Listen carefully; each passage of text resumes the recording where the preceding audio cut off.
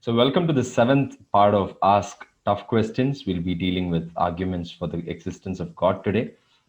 And for those who are joining new, this program is hosted by Deborah Rice Movement that aims to answer tough questions which are seldom addressed but are very vital for us to understand our existence on earth as we live Christ-centered life.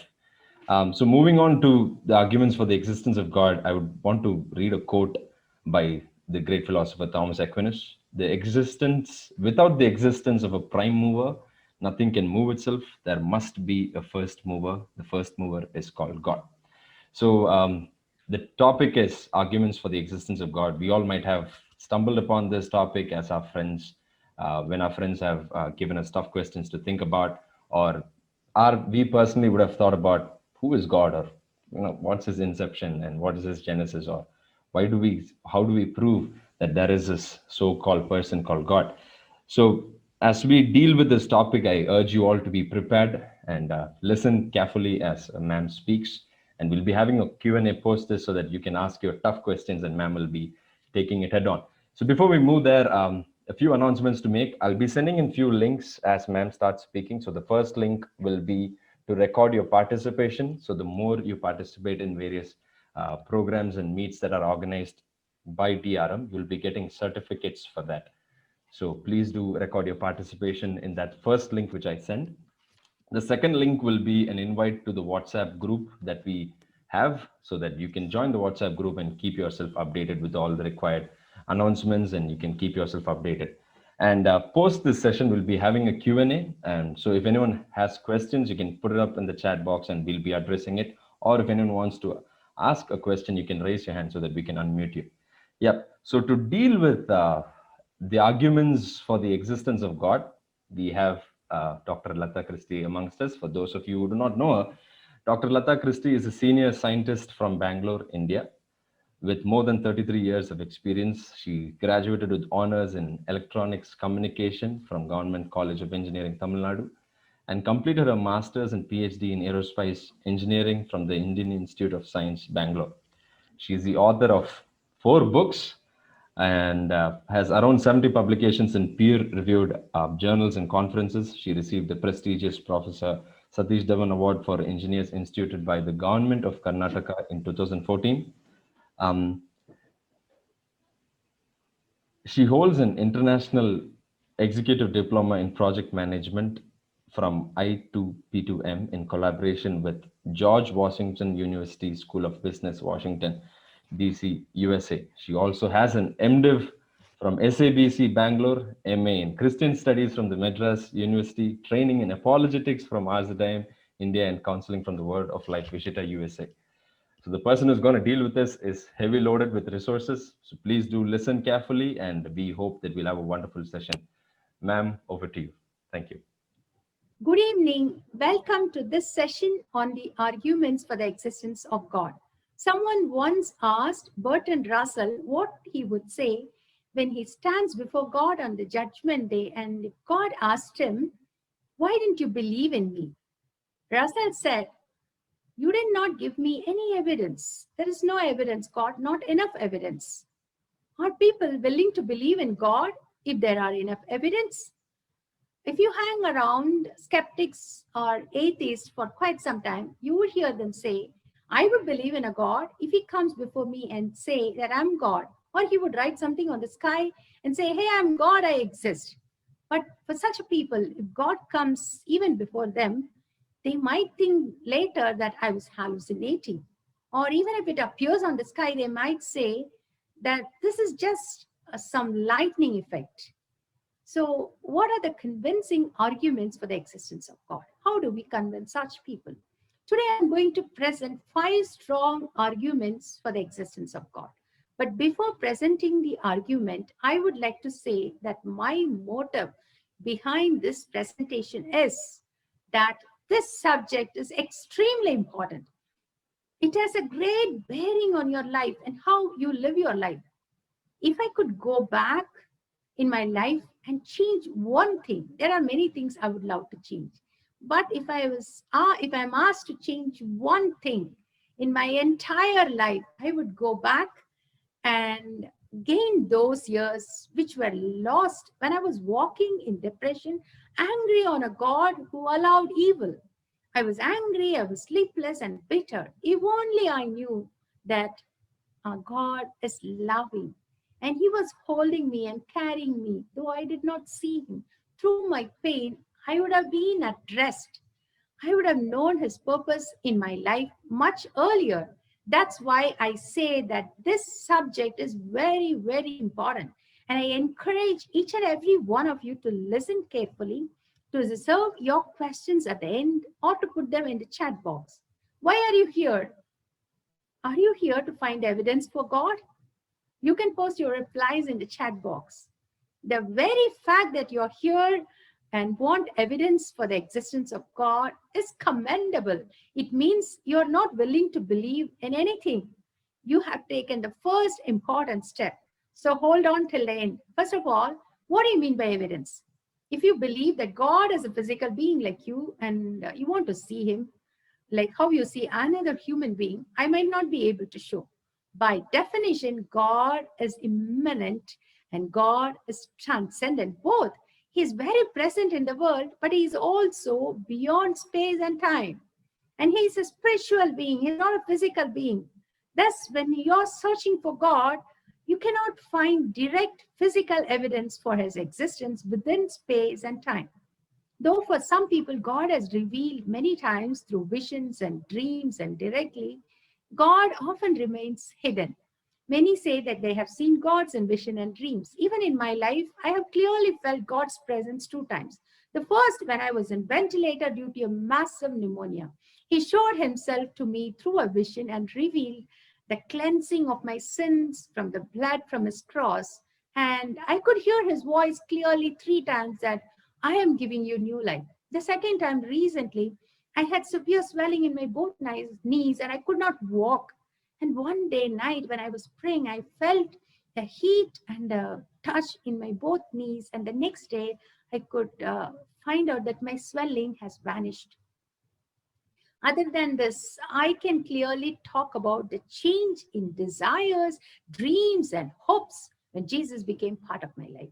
I would call these things as experiential evidence, but experience alone cannot be put forward to argue that God exists. To find a wooden cup, you cannot use a metal detector. To find God, you need to use different tools. Today, I'm going to present 5 different tools. Arguments from cosmology and arguments from biology, arguments from reason and arguments from morality and arguments through special revelation. What am I going to argue for? I am going to argue for the existence of an invisible spiritual being who is transcendent beyond space and time, but very present in the world. The one who intricately designed the universe and set it in motion, and who designed everything so that human life would exist.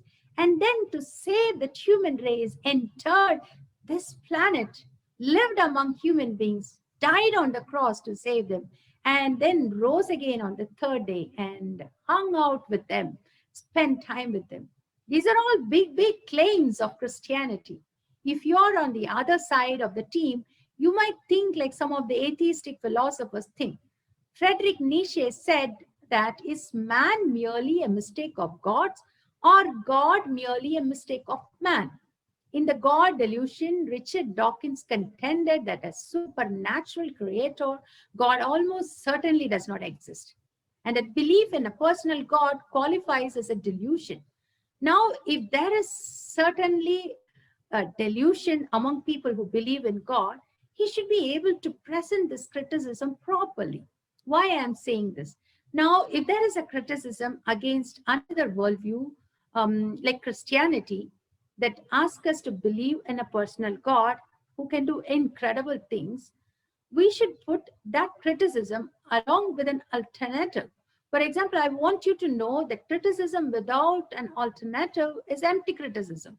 Without alternative, it is meaningless. So if I criticize someone else, I should be able to provide a better suggestion for that. If someone says that your faith is stupid, you should ask them what they believe and if they have any better suggestion than what you believe.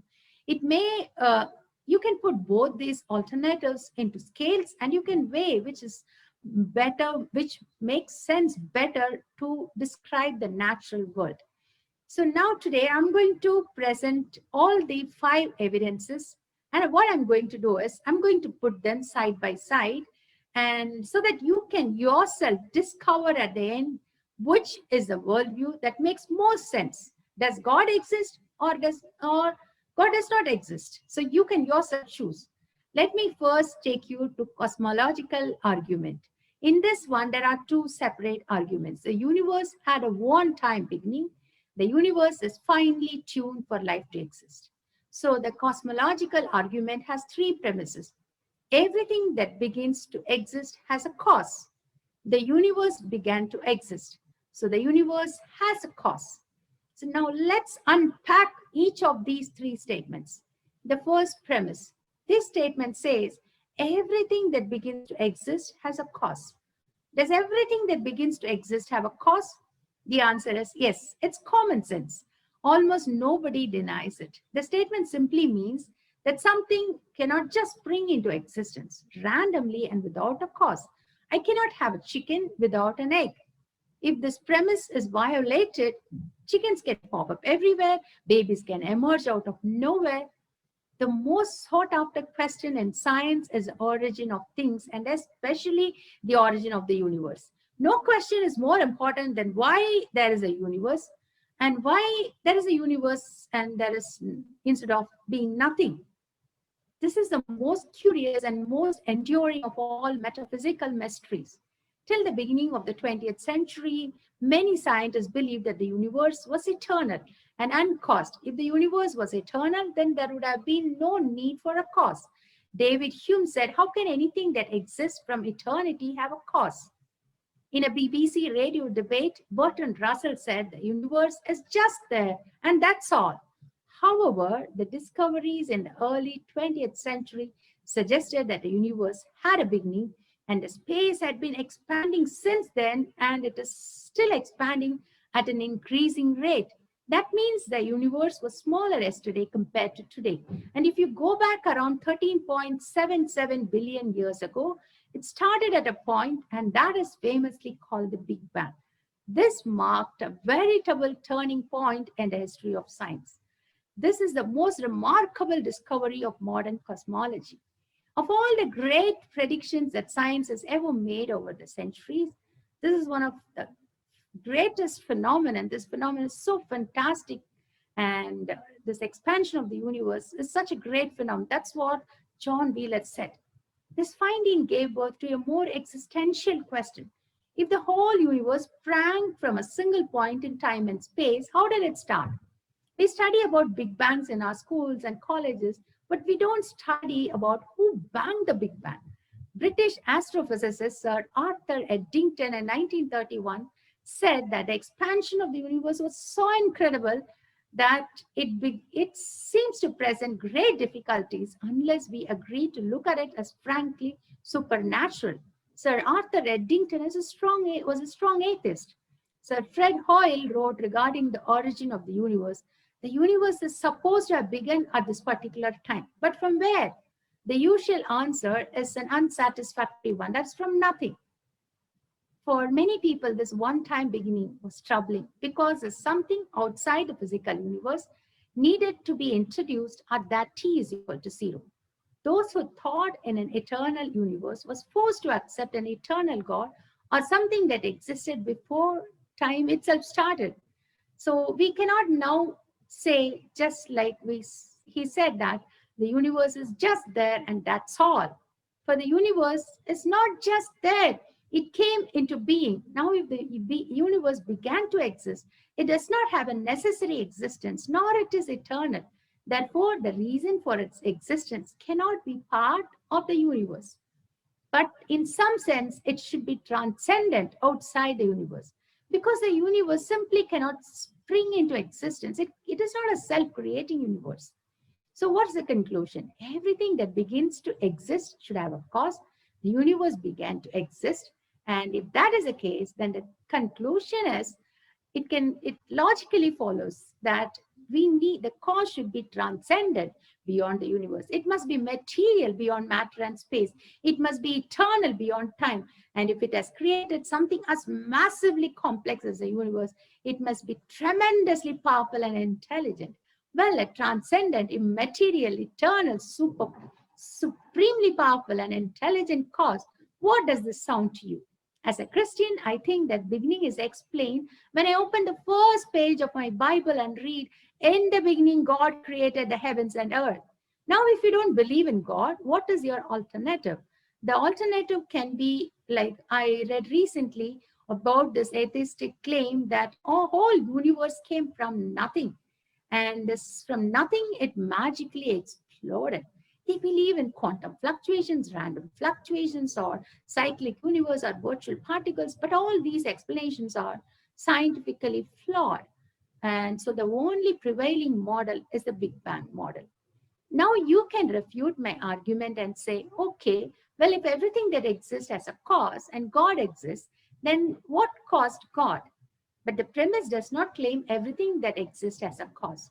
Everything that begins to exist has a cause. Since God, by definition, does not begin to exist, He is eternal and He never began to exist. So this first premise does not apply. So in the rhetorical question, what created God, is like what created the uncaused being. That's why this question is technically wrong. Aristotle voiced many thousand years ago what he called the unmoved mover. If you pass and think who caused you, and you would say that it's my parents, and who caused your parents? That goes all the way back, and there was some cause at the beginning that wasn't caused. That cause should be uncaused and self-caused. And that's when we end up in the God of the Bible. He's an unmoved mover. He's a self-caused and uncaused. So that is the cosmological argument. The universe had a beginning. Now next we'll go to the design argument. The universe is beautifully designed. Let me share my screen. So next we will get into the design argument for the existence of God from cosmology. That's teleological argument. So we have been seeing about 5 different arguments: arguments from cosmology, arguments from biology, arguments from reason, arguments from morality, arguments by special revelation, and finally I would conclude. So we saw about how the universe began. The universe had a one-time beginning, and if that is a beginning, who caused the beginning? Who caused the Big Bang to come into existence and the whole universe to come into existence? So now we are going to see the second most important argument from cosmology, the design argument, the teleological argument.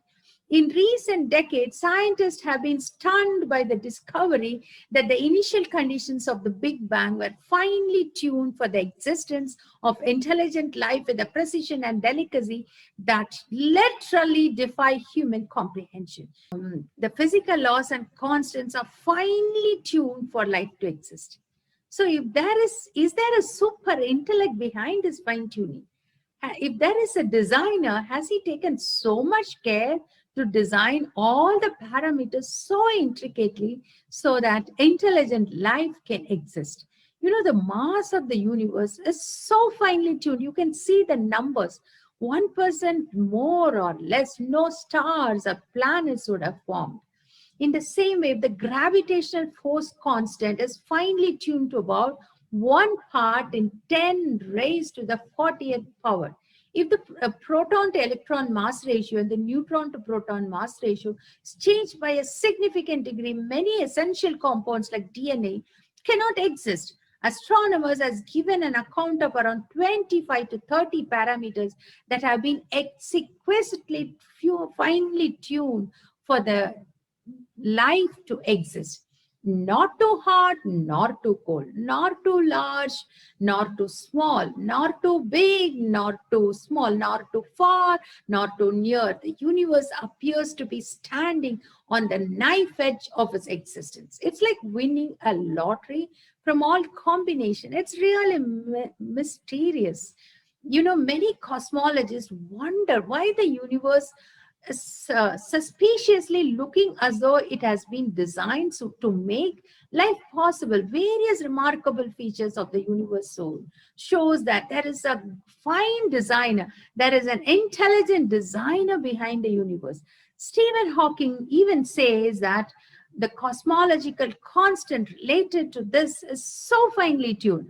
He says that why did the universe start out with so nearly the critical rate of expansion that separates the models that recollapse from those that go on expanding forever, that even now, 10,000 million years later, it's still expanding at nearly the critical rate. If the rate of expansion 1 second after the Big Bang had been smaller by even one part in 100,000 million, the universe would have collapsed before it ever reached its present state.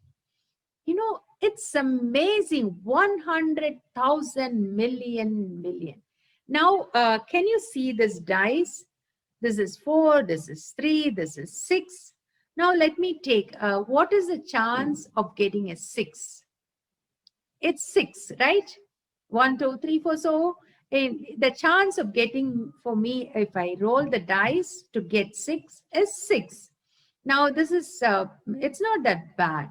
Now, what is the chance of getting the 6 in a row of 2? I should get, when I roll the dice, I should get the 6. And then next, when I roll the dice, again, I should get the 6. Now, what is the chance? If I see the chance is now 12. So I have to be pretty lucky. Now, what is the chance if I have to get 6 times continuously 6? And that it goes exponentially high.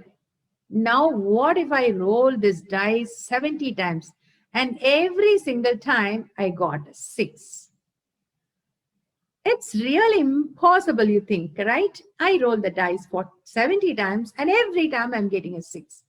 Now, if you tell me that I have to stand here and keep rolling the dice so that I will get 70 times continuous 6, then what are the probability? What is the probability?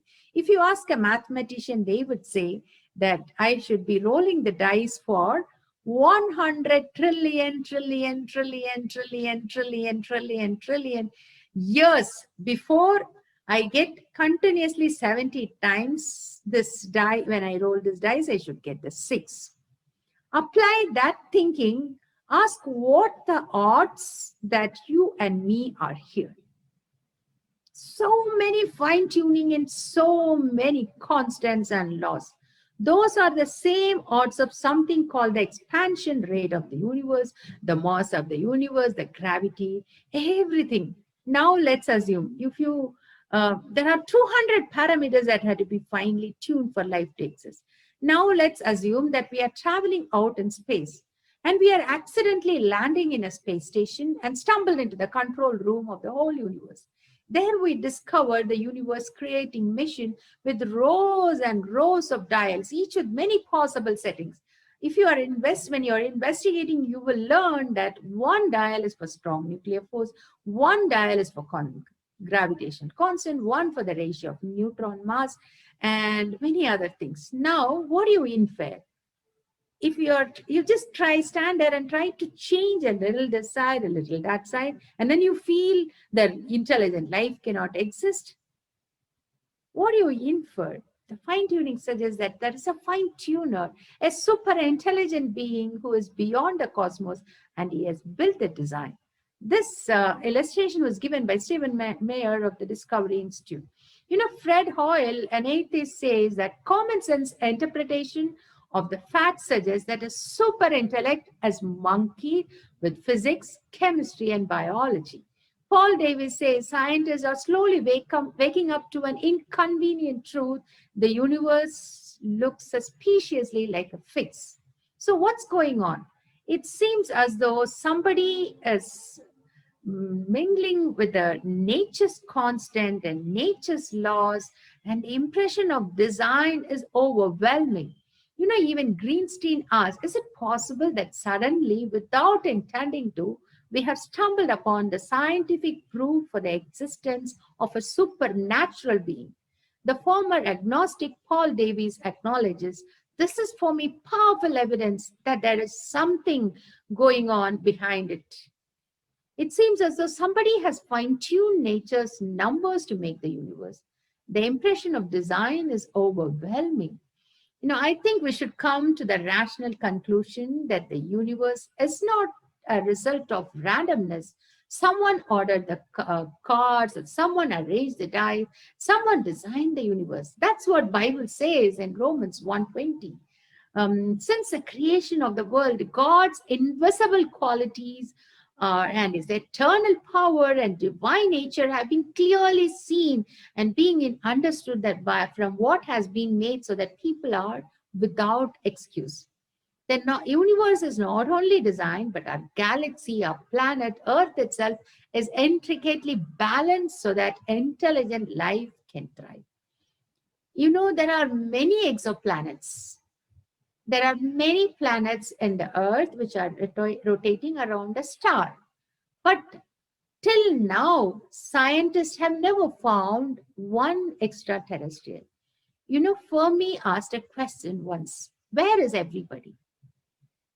The SETI, there are search for extraterrestrial institutes have been set up everywhere, and they try to send electromagnetic signals into the space, try to receive signals to find out somewhere some life can exist. But till now, they've never found. Why? Because our universe and our planet itself is intricately designed. Let me just explain you, because the habitable planets are rare in the universe. Our Earth is special. So were telling, people like Carl Sagan and others, atheistic scientists were telling, our Earth is just a tiny planet in the whole cosmos, and there is no significance, there is no purpose. But when we see our planet, it's just only one habitable planet. It's a privileged planet. It's a rare planet. Our Earth is something special. Why Earth is so special? Is it intelligently designed by an intelligent designer? Is there any underlying purpose behind it? So, see this, our solar system is located in the inner rim of an arm called Orion Arm in the galaxy, Milky Way galaxy. If it would have been located little inside, there is a big black hole called Sagittarius A that would have gobbled up our solar system. If it would have been little out near the outer side, then there will be no elements for life to exist. Now there has to be a host of conditions that have been fulfilled for life to exist. The Earth, for our location is so important. The Earth had to be just far away from the sun. If it would have been little more far away, then it would have frozen. If it would have been little close, then we would have been heated up more. So it's exactly at the right place, and at the right place where liquid water can exist. So the Earth's relationship to the sun is so favorable. It's in the habitable zone. And similarly, our Earth has a transparent atmosphere. And this transparent atmosphere is the exact amount, because if it were more transparent, we would have been bombarded with far more solar radiation. If it is less, then we cannot get the solar radiation. Now you see here, the position of the big planets like Jupiter and Saturn is too beautiful that any comets coming from the outer area, they protect so that we will not be extinguished. Dinosaurs once ruled the world, but they were removed because of one powerful meteor that hit the Earth. So it's so important that the location of our planet is very important. So it is exactly located in the right place. If our Earth gravity is slightly stronger, our atmosphere would contain too much methane and ammonia. If it is weaker, Earth wouldn't be able to retain water. And similarly, oxygen is only 21% in the atmosphere. If it is 25, fires will erupt. If it is 15, human beings will suffocate. Similarly, Earth's crust, it's so exact. A thicker crust would impact the quantity of oxygen.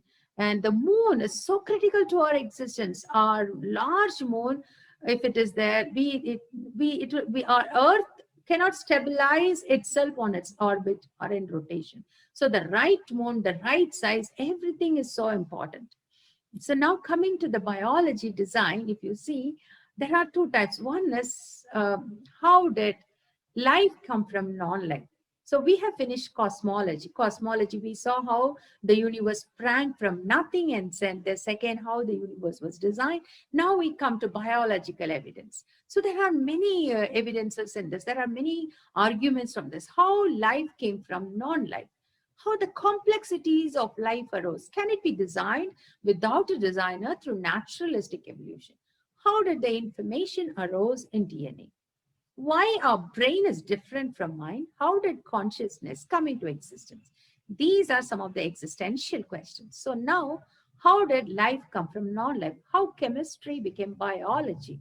Initially people thought that they can make life into existence. That is, they can make amino acids. 1953, University of Chicago graduate Stanley Miller announced in the laboratory of Harold Urey that he could experimentally show that lightning in the Earth's primitive atmosphere could have produced amino acids. That is the chemical building block of proteins. Because this was widely advertised, and it is now also in the school books. But in the same year, when James Watson and Crick said they have found the secret of life, the elegant double helix of DNA, they were startled that every billion cell in our body has an exact copy of the DNA, and averaging to around 3.1 billion bits of data in a small thing. Now they thought, this experiment you see, they have used a different atmosphere. Early Earth had oxygen. This experiment did not use oxygen. They had used a trap, which was not there in the initial. Only 2 amino acids are produced, but we need 50 amino acids. And we need a left-handed and right-handedness was a problem. And most of the outcome was toxic to DNA. So this Miller-Urey experiment is now removed. Because when you see this DNA, this double helix structure of DNA, you are startled because every cell in our body has an exact copy. And in each tiny dot, there is 3.1 billion bits of information. If you try to read it aloud day and night, it would take 31 years to read that 3.1 billion bits of data. The complexity of DNA is highly sophisticated and ordered, ascending and transcending the realm of science to that of miraculous. Scientists are wondering, how could a self-replicating information carrying immensely complex molecule like this spontaneously arise from inorganic compound? DNA, how can it come out from just as inorganic compounds in the initial Earth atmosphere? So now nobody talks about Miller and Urey. So what they think might be the first life could have arose in some hot springs in the ocean. So now why it is not coming? Why life is not coming from the ocean? So otherwise the life could have come from some other planets or some other galaxies. So if life has come from some other planets, who started life in that? So you're pushing the question one step backward. Astrophysicist Fred Hoyle said, he was an atheist, and he said the probability of life originating on Earth is no greater than the chance that a hurricane sweeping through a scrapyard, and it would have had the luck to assemble a big Boeing 747. That is a chance.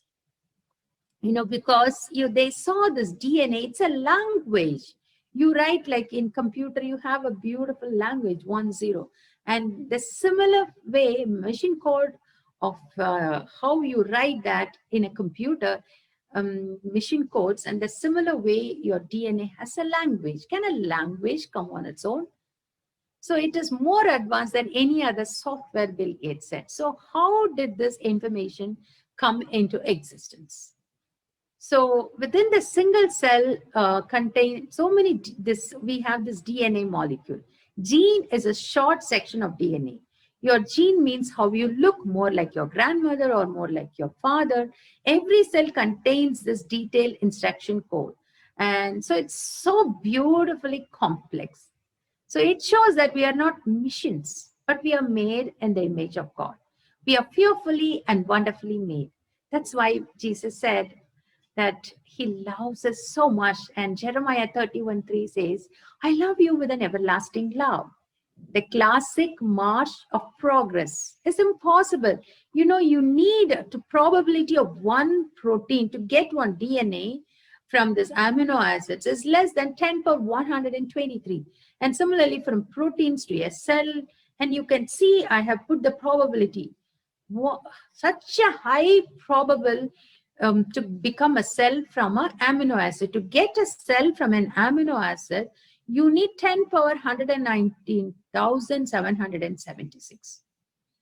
Now, the classic march of progress image, a simple progression from a crouching ape to upright humans depicted by Darwinian evolution, just by blind processes, cannot explain how the big complex brain and how our complex eyes have come into existence. Can there be a design without a designer? Francisco Ayala said that Darwin's greatest accomplishment is to show that there is a design without a designer, there is no need to resort to a creator or any other external agent. There can be a design without a designer. Is that possible? You look at this one. This is a Eagle Rock. You can see it's a pattern. Similarly, the cloud is a pattern, but Mount Rushmore, this has the face of all the president. This is a design. So when you see this rock and the president's face, you know somebody has designed it. So everyone knows there is a design. It's foolish to reject a designer. Now look at this. Everyone agrees there is a lot of beautiful design in biology. God's creation is beautiful, detailed, ordered, and complex. Why horses can run fast? Due to their huge lungs and heart and the capacity to extract large amount of oxygen. That's why they are running. If you are a car designer, you will increase the power by the turbocharger. The same thing horse has. Camels have amazing feature that can cope up with harsh desert environments. And they have non-sinking feet, 3 eyelids and eyelashes to protect them from the sea, desert storm and others. Elephants have a unique trunk, and similarly, dolphins can beautifully sing. They can send their voice for a long distance. And coral reefs, they are so beautiful. And this cuttlefish can camouflage its color over different colors based on the environment to escape from the predators. It can camouflage. And so like this, there are a lot of design. Even you can see the bird, how beautifully it is designed. Wright brothers examined the camber of the wings of birds for years and understood that the wings are producing the lift. And they copied the shape of the bird's wings and they control the shape through pulleys attached to the wings. And that's when they were the first one they could take up the flight. So this naturalistic evolution, when we say right from a primordial soup to a man, is totally false. Even Darwin himself said, often a cold shudder runs through me and I have asked myself whether I have devoted my life to your fantasy. Now, if the cosmos is given a mic, what does it speak? What does it shout? You can imagine what's going to speak. Psalm 19:1 says, the heavens declare the glory of God. The skies proclaim the work of his hands. Job 12:7-10 says, ask the animals and they will teach you, or the birds in the sky, they will tell you, or speak to the earth and it will teach you, or let the fish in the sea inform you. Which of all these does not know that the hand of the Lord has done this? From the very moment time started at the Big Bang, the Creator set the universe in motion in such a way that everything is so well ordered, and all these are working together in one big, delicate masterpiece. This is not an accident. There is design all around us that points to a great designer. We can recognize that design and simple things, and it is really foolish not to recognize that designer. When we think of the beauty, what do we think? We think of nature. We think of sunsets, beaches, mountains. Beauty doesn't happen accidentally. Artists takes years practicing their craft to make beautiful things. Well-designed things are not accidents. With God, something can come from nothing. God can produce order out of chaos. He can produce something out of nothing. So next, so we saw biological evidence, we saw cosmological evidence. Now when we come to the evidence by reason, how did reason come from non-reason? We're all intellect, we have will, and we think. How this thinking capacity came? Can it be evolved from a primordial soup? How it could have evolved? So think of a consciousness. So how can our consciousness emerge from unconscious matter? As humans, we are free agents.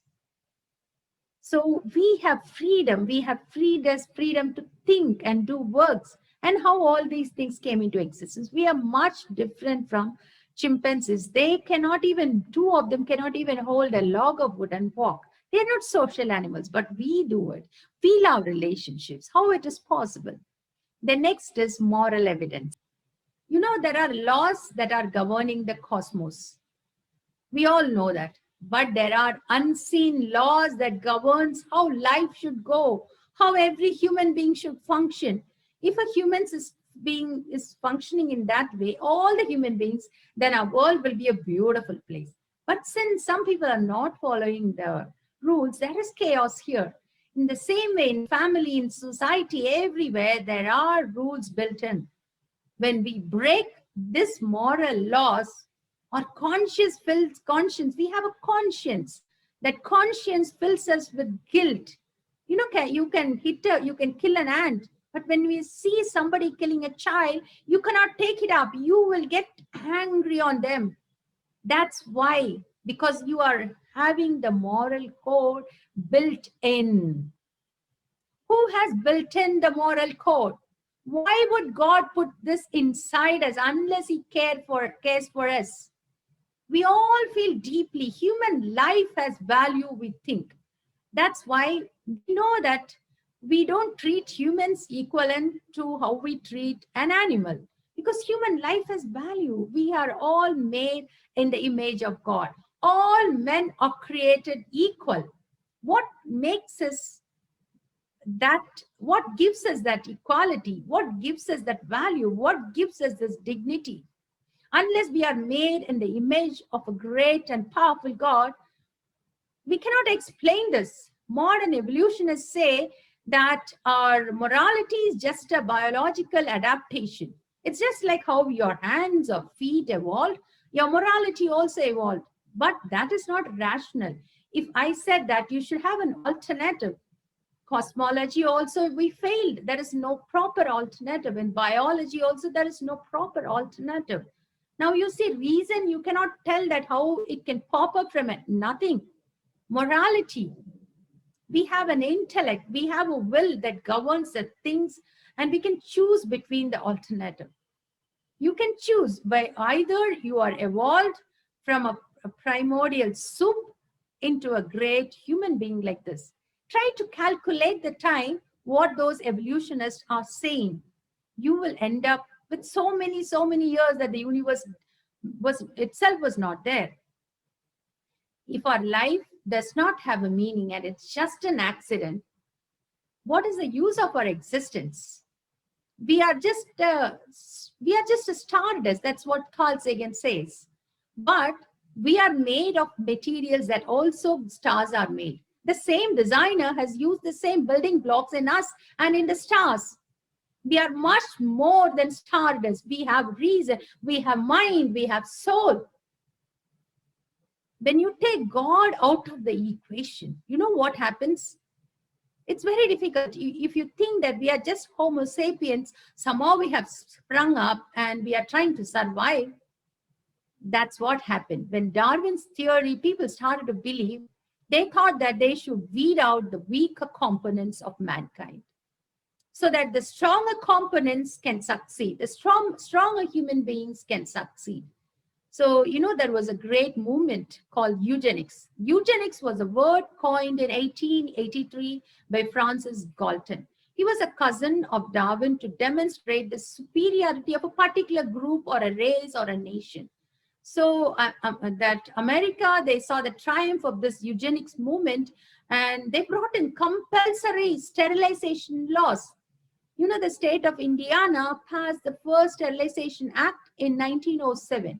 This practice could be carried out on those who are insane, those who are not healthy. And so hundreds of families who they thought that they are spreading disease and crimes, why they are like parasites. So better remove them. Better let us remove them from the world itself. So compulsory sterilization.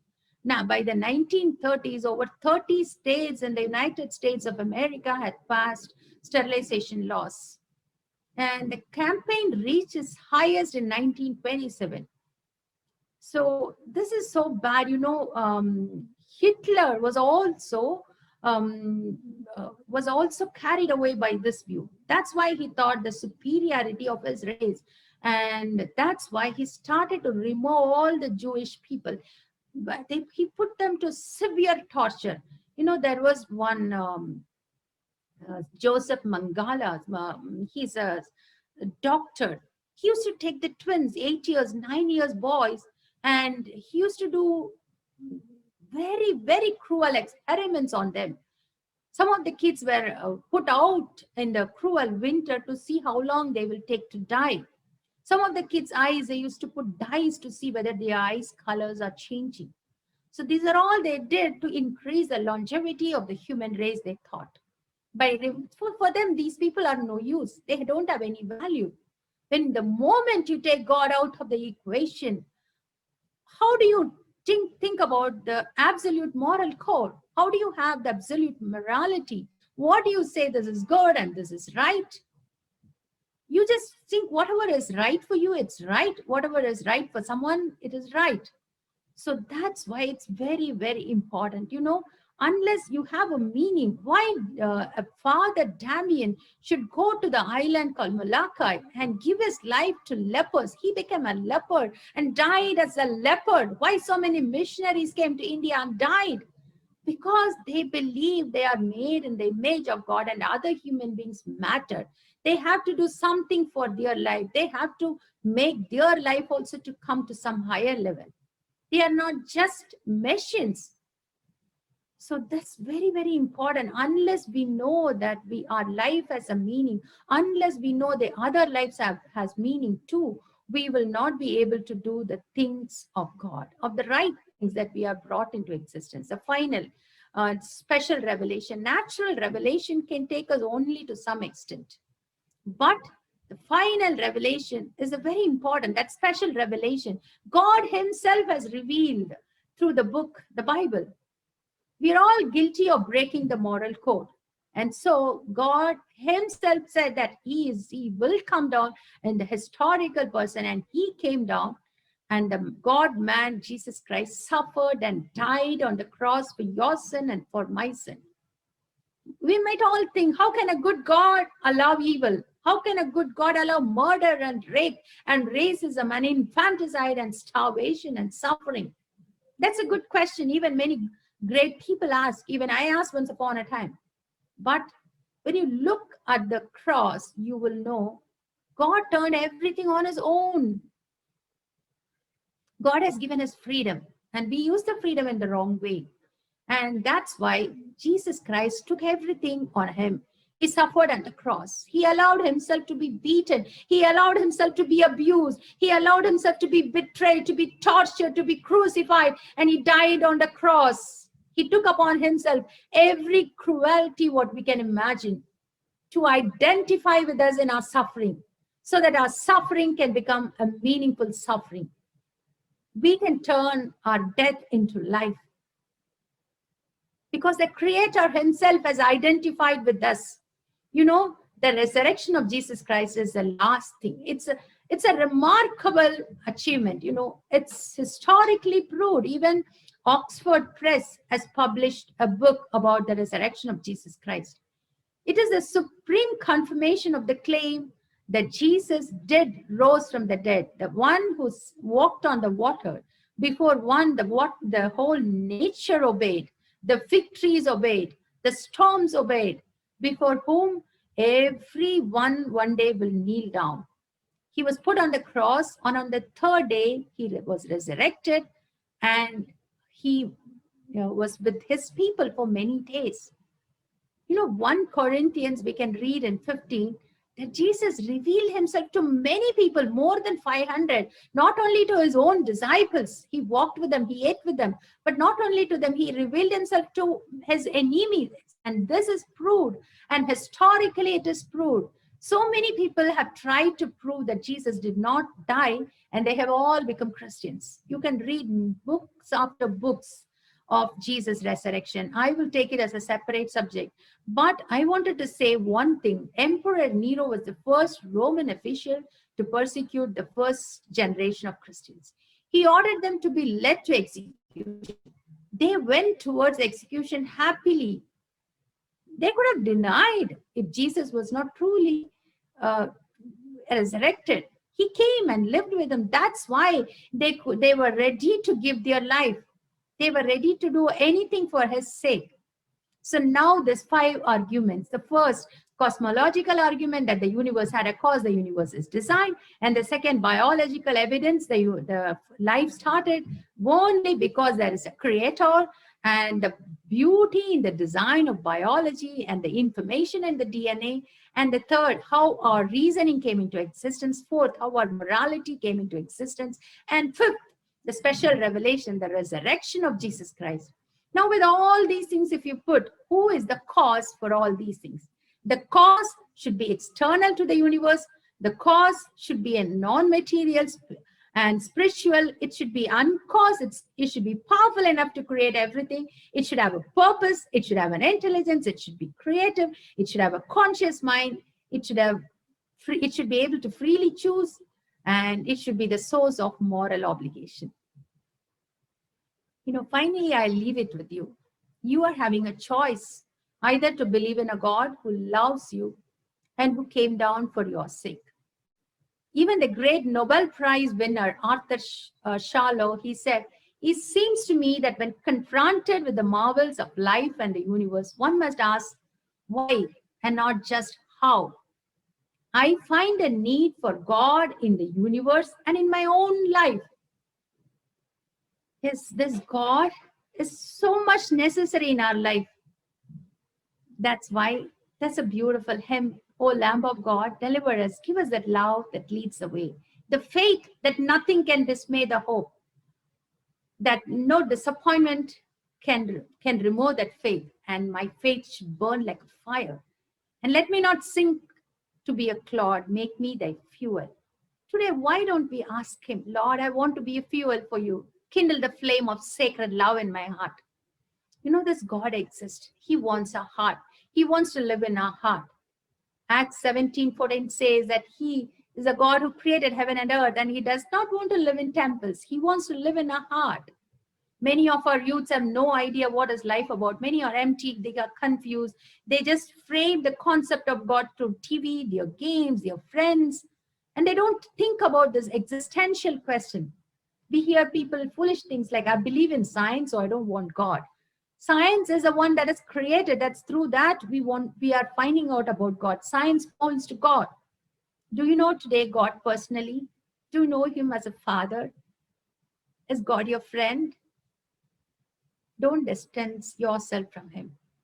He is following you. He's pursuing you.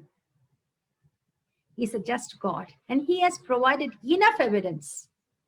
So today, why don't you ask, Lord, sorry for all the things that I've done.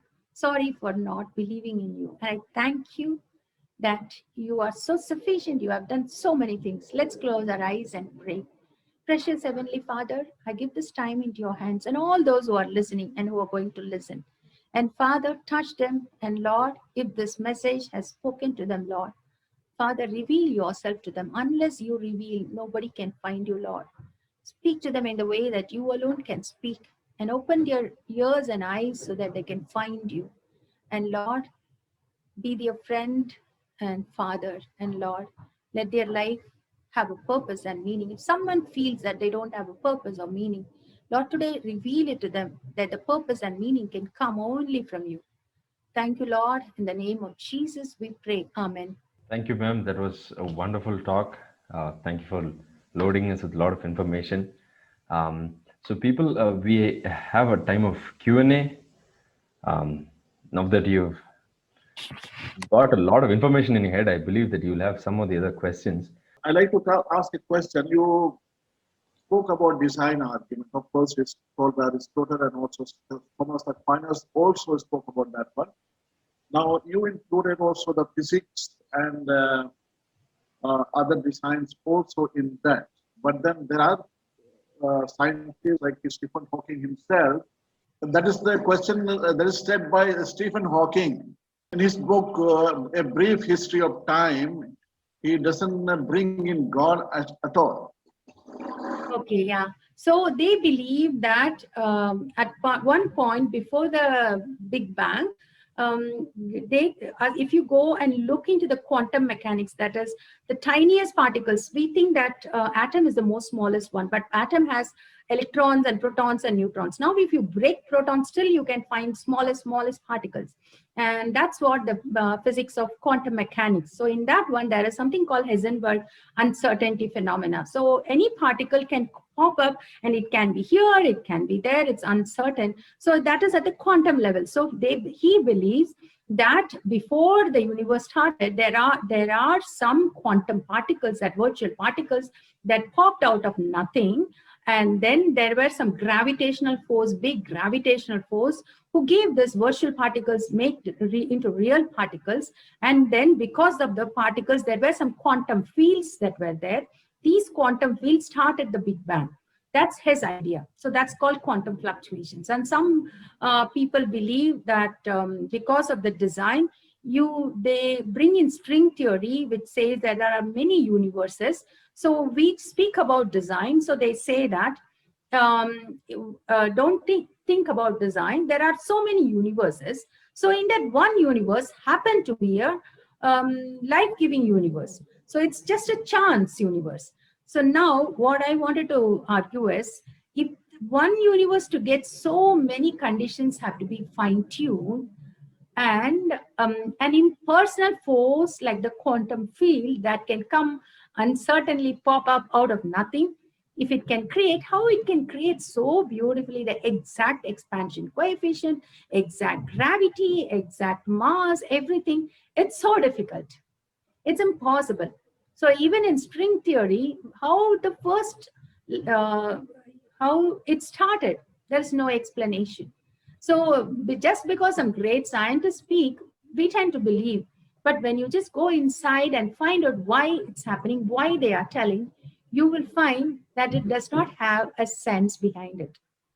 Can you explain the ontological argument for the existence of God? It was proposed initially by Anselm of Canterbury. He said that to derive the existence of God from the concept of a being, than which is no greater can be conceived. Like, this is the being, for God is the being, no greater being than God can be conceived. So on that basis, he said he's the greatest being, he's the greatest supreme intelligent being, and nothing can be greater than a being than which we can ascribe as God. So that is called ontological argument, that is being of God. So there are so many arguments like this. Even Rene Descartes has defended a family of similar arguments, and Leibniz and other people also use such arguments. So I have used today cosmological and design and reason, and then moral, and finally special revelation. But I might be going into depth in design argument based on various phenomena, and in my course of talks, and even about evolution in depth. Sister Sam here, you said that when you went into that period of depression, you were very angry with God. So what was the answer you got? How did you then you became how did that anger went away from for God? Can you please explain? See, why I was angry on God? Because I did not know that this God's character. You know why we get angry, why we get depressed? Because we don't know the character of God. When we know the character of God, that this God is loving, though he's so powerful, he's loving, then why he allows evil? We don't know, but he knows it. Why it happened in my life? We don't know, but he knows it. And when he knows it, he will take me across. He will carry me through. That is the character of God. So when you know, for example, you know your father and mother, and something they are not giving you, it is because they know that it is not good for you at this time. For example, you have a bank, you're going to your bank and you're trying to take some money, and the bank clerk sees something and he's not giving you money because he saw a terrorist or something in the next side, next window. Let's assume that. So in the same way, God can withhold some good things for some time. And there are so many reasons sometimes why prayers are not answered. In my case, I was angry because my prayer for a single request was not answered for 20 years. And maybe when I go to heaven, I'll find out. But I am at rest and I'm happy because I understood this God loves me so much and I can rest in that love. So that helped me to come out of depression. Thank you, sister. So what will be the message for me, for a person like me? Like I'm also, as you know, I'm into this depression, this valley called depression. So what will be your encouraging message for me, for a person like me? So see, there is no single answer for that. Only thing is, hold on, wait. Those who wait upon the Lord will rise up as eagles. You know, eagle has a sharp ascent. And why it is able to do? Because it has a power, and when storm comes, it knows to fly above the storm. And so the same things God has put it inside us. So if you think that you are inside God's hand, and God will not allow anything evil to you except it comes through his loving hands. And Romans 8:28 says, everything happens good for those who love the Lord and who are the called as per his purpose. So hold on to it. Might be some of the questions will not be answered. You might know only after you go to heaven. But that walk with God is a beautiful walk. You might not have anyone else in the world, but only God. It's enough. John was alone in Patmos Island. No congregation, no one. He was alone. He was into an exile, but he went on holding to the Lord. That's when the Lord revealed how the world is going to end in that beautiful time. So life can give a lemon, you make it a lemonade, that's all. The Bible says, God's word says, a merry heart is like a medicine, a broken spirit dries the bones. Now, probably we might go through a situation where we feel depressed and broken bones, but when you take joy, as Doctor said, in the Lord, your Creator, a merry heart, saying, thank you, Lord, that itself will bring a healing to your both body, soul, and spirit.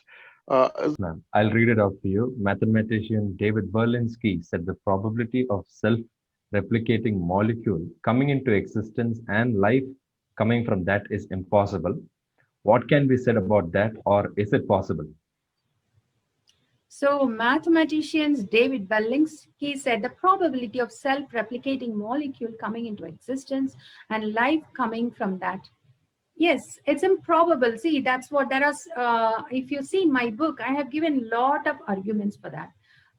Life coming from non-life is a mystery. It cannot come because it's a chemistry. How will you change a chemistry to a biology? And for that, they said that Miller and Urey, they made an experiment and they said they brought the first amino acids. But you need 50 amino acids to be in a protein. And they have brought only 2, 3 or something. And even then, some of the things are right-handed, both 50-50 are right and left. But actually, it should be the protein should be in one-handed way and the DNA. And so amino acids should be in the other way. So these handedness were not possible by their experiment. And also protein has a 3D complexity. So to get that one, it's very difficult to come in this way. And again, language of DNA to get that from when they see till 1950s, people thought, okay, it's possible. But once the DNA was discovered, they understood such a complicated system cannot come from an inorganic molecule. And that's so they found that Miller and Urey they have used a trap which was not present in the early atmosphere, in the early Earth. And the early Earth had oxygen. They, as per their experiment, there should be no oxygen. It should be in a reducing atmosphere. So a lot of things they have done wrongly and produced those 2 amino acids. So it's impossible. The first life has not been proved. And even to go from one living being to another living being, now I will explain that in depth in my talk on evolution. It's so difficult. It's impossible. That's what I would say. Okay. Thank you, ma'am. Moving on to the next question, ma'am. Vijay Bahadur has asked, does our DNA match with the DNA of God? If yes, how? I don't know, this question is not a proper question, because I said that God is not made of atoms like how you're made of. God is not a material being. That's why when you try to search for God in the material universe, sometimes you won't see. But when you go inside your spirit and ask God's spirit to come and reside and ask him to speak to you, you will hear his voice. That's why many people have heard his voice in the spiritual realm. His realm is spiritual. So I request you, do not think that God is a physical being with atoms, with DNA like you. We don't know how he will be, but he is a spiritual being. He's an immaterial God. Okay. Thank you, ma'am. And the next question is, how do we explain the existence of a theistic God of the Bible to one who already has an idea of ultimate reality, Brahman, as in Advaita philosophy? See, Advaita philosophy again contributes to dualistic thing. Like they also believe that you have a consciousness or something, but they believe that universe also has a conscious. And so they think that you can become one with God. If you go deeper and deeper inside you, you can become one with God. That's why they do meditation. And so your soul can be released, and that can become one with the universe. And universe has the existence of God. So, but the thing is, when you go deeper and deeper inside you, you cannot become a God. God is totally different. We are not gods. Whatever you try, can you change the hair color of your hair to something else? You cannot. We don't have any power on our own. So somebody has to give us the power. So that's why Advaita philosophy says that you can also become like God. So they believe that you have power within you, you have energy within you, and the universe has a lot of energies, and you can get that energy, positive and negative, and that all can affect you. Those sort of belief, but they are all impersonal things. Can you think how an impersonal thing can give energy to you by wearing some ring, by wearing something? You cannot get energy. We believe in a one supreme being who is beyond space and time. It's not part of, see, as I said in my explanation, that the God who created everything cannot be part of the universe. Advaita philosophy says that it's part of the universe and everything came from nothing. So, and I don't subscribe to that based on science, because science does not prove that. Okay. Thank you, ma'am. Thank you for adding your answers. Ma'am, if you're moving to the next question, humans are made in the image and likeness of God. On the contrary, science or evolution says that we've evolved from apes. How come, even though when it is proved wrong, the law of or the theory of evolution is still widely accepted? Why is it still widely accepted? Might be people's worldview. They are not able to accept God. When you accept God, you have to subscribe to morality. You cannot do whatever you like. God has given a moral code, and sometimes people find it difficult to accept that moral code. Even people, so-called Christians, have broken the moral code many times. So when you don't have an objective morality, it's easy to break the moral code, and so it's easy to be an atheist than a Christian. So many find it easy to take the evolutionist worldview. But I would say that some of the evolution, like microevolution, is right.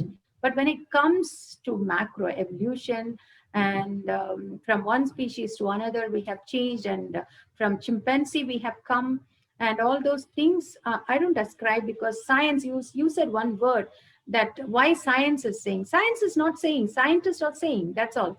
There are some group of scientists who are saying, there are some group of scientists who is not saying. What is science? Science is observation. And observation is not, is telling a different way. So you cannot tell science is telling that. Science does not say. Some scientists who had the belief of Darwinian evolution, naturalistic evolution, they say that, that's all. So you should never say science is against reason. God has given us brain, so he wants us to follow him with reason. He wants us to follow him with evidence. So if you want evidence, it's very good. Thank you, ma'am. Elroy has commented in the chat box saying Dvaita philosophy is dualistic and has creator-creation distinction, but Advaita philosophy is more fallen, angel theology, where it says you can become like the God. Audience, if you have more questions, please do shoot it out. We still have some time left for the Q&A. Ma'am, Sherry over here. Yeah, Shirley, tell me. Yeah, so I think so. The one way I think so we can share with the person having a like Advaita philosophy kind of a thing is because I think so in Advaita philosophy you have you believe God is impersonal, and so anything like if that anybody from that particular worldview, if he says that killing is wrong, murder is wrong, this is wrong, and that is wrong, if there's an impersonal God, then we can understand that morality would play an important role, as you suggested before. Like, the moral argument may not work in Advaita. Yeah. Yes, there is no moral argument there, because when a God is impersonal, how can you say that you have moral argument? Jesus came down to this earth. He lived as a sinless person to show that it is possible when his spirit lives in us, we can also live holy life because he empowers us. It's not within us, but his spirit empowers us. That's what Jesus came and taught us, and it's possible to live a holy life for God. But how do you know which is holy and which is not holy? Because Jesus set a standard and God has given his commandments. But in an impersonal thing like God's, you don't have a moral standard on what basis you will say. So you can have any amount of wives, or you can have any amount of whatever things you want in life, you can have. So that is not given properly. So I would say that. Thank you. Thank you. So hope all the questions are answered, so we can close it. Yes, ma'am.